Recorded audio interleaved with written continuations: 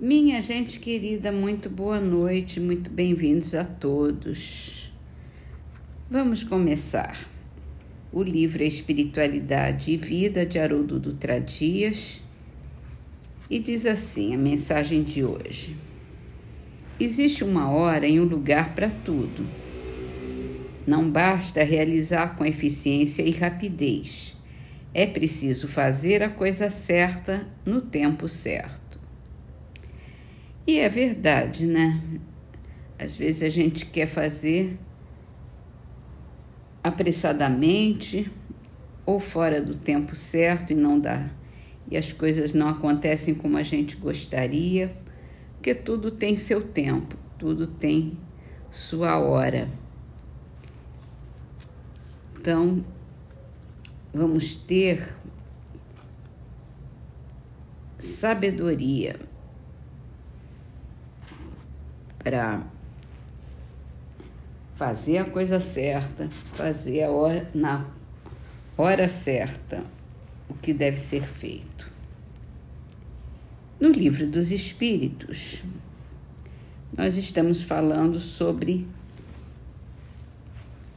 a possessão, no capítulo da intervenção dos espíritos no mundo corporal. Kardec pergunta: se não existe possessão propriamente dita, quer dizer, a coabitação de dois espíritos no mesmo corpo, a alma pode ficar na dependência de um outro espírito, de modo a se achar subjugada ou obsidiada, a ponto de que a sua vontade venha a se achar, de certa maneira, paralisada? E o Espírito de Verdade responde: sem dúvida, esses são os verdadeiros possessos. É preciso saber que essa dominação não se efetua nunca sem que aquele que a sofre o consinta, quer por fraqueza, quer por desejo. Muitos epiléticos ou loucos que mais necessitam de médico que de exorcismo têm sido tomados como possessos. Kardec faz uma nota aqui para explicar. O vocábulo possesso, na sua acepção vulgar, supõe a existência de demônios, quer dizer, uma categoria de seres maus por natureza, e a coabitação de um desses seres com a alma de um indivíduo no seu próprio corpo. Nesse sentido, pois, não há demônios e dois espíritos não podem habitar simultaneamente o mesmo corpo. Não há possessos conforme a ideia que essa palavra se acha associada. O termo possesso só se deve ser admitida como exprimindo a dependência absoluta em que uma alma pode achar-se em relação a espíritos imperfeitos que a subjugam.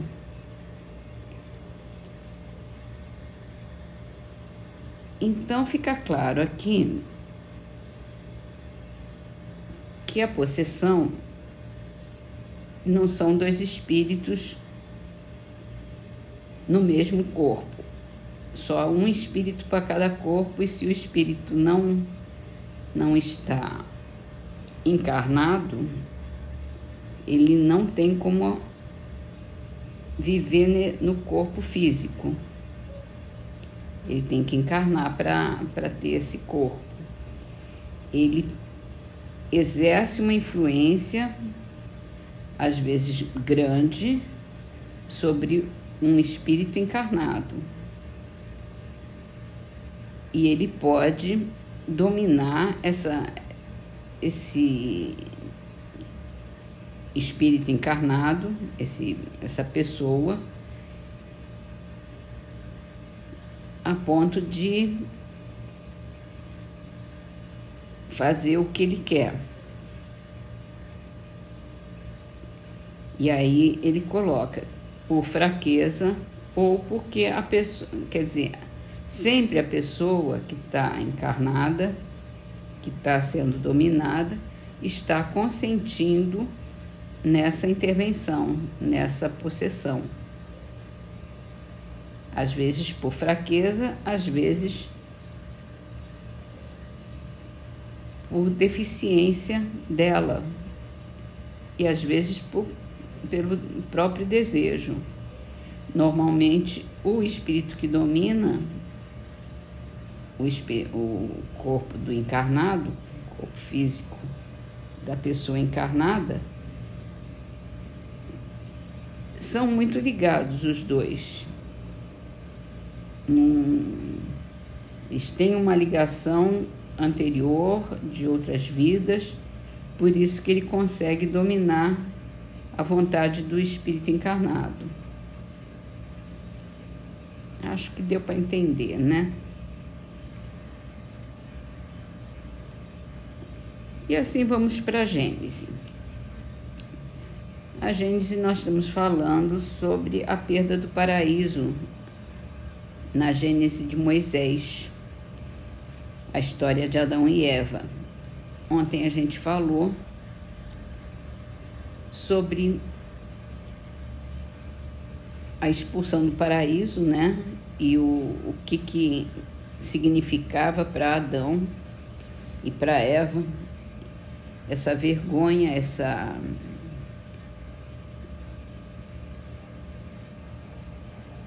esse momento. E vamos continuar. Então,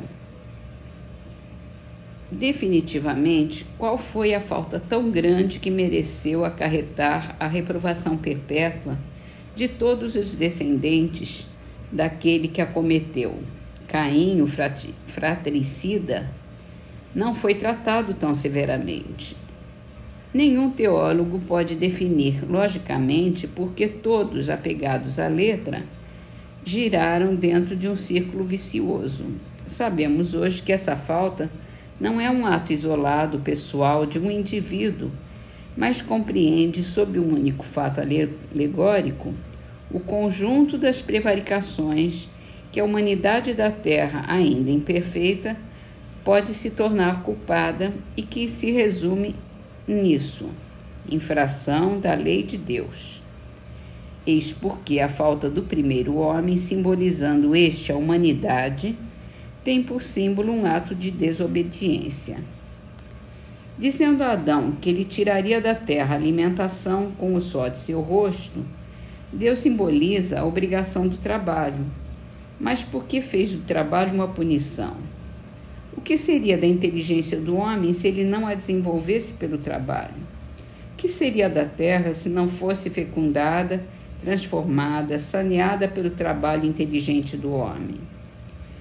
Na Gênese, capítulo 2, versículos 5 e 7, está dito: o Senhor Deus ainda não havia feito chover sobre a terra e não havia nela homens que a cultivassem. O Senhor formou então do limo da terra o homem. Essas palavras, aproximadas das outras, enchei a terra, provam que o homem, desde a sua origem, estava destinado a ocupar toda a terra e a cultivá-la. Assim como, além disso, que o paraíso não era um lugar circunscrito a um canto do globo. Se a cultura da terra houvesse de ser uma consequência da falta de Adão, se seguiria que Adão não tivesse pecado. Que se Adão não tivesse pecado, a terra permaneceria inculta e os desígnios de Deus não teriam se cumprido. Porque ele disse à mulher que, em consequência de haver cometido a falta, pariria com dor. Como pode a dor do parto ser um castigo quando é efeito do organismo e quando está provado que é uma necessidade fisiológica? Como pode ser punição uma coisa que se produz segundo as leis da natureza? É o que os teólogos absolutamente ainda não explicaram e que não poderão explicar enquanto não abandonarem o ponto de vista em que se colocaram. Entretanto, podem se justificar essas palavras que parecem tão contraditórias.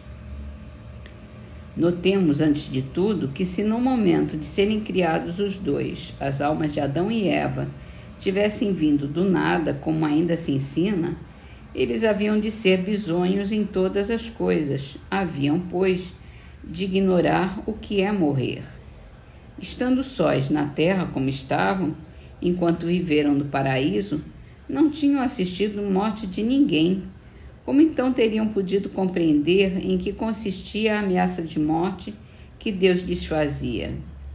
Como teria Eva podido compreender que parir com dor seria uma punição, visto que, tendo acabado de nascer para a vida, jamais tivera filhos, e era a única mulher existente no mundo? Não há sentido nenhum, portanto, para Adão e Eva, nem podiam ter as palavras de Deus. Mal surgidos do nada, eles não podiam saber como nem por que haviam surgido dali. Não podiam compreender nem o Criador, nem o motivo da proibição que lhes era feita.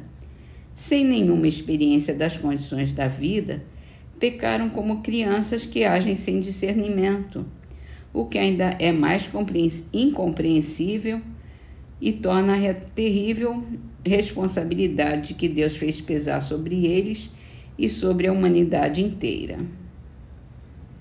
Então, vamos esperar os próximos capítulos. Aqui ele vai, dando a explicação uma a uma de que não há sentido nessa ideia de castigo, de perda de regalias, de medo de morte, é bem plausível, bem explicado isso, Como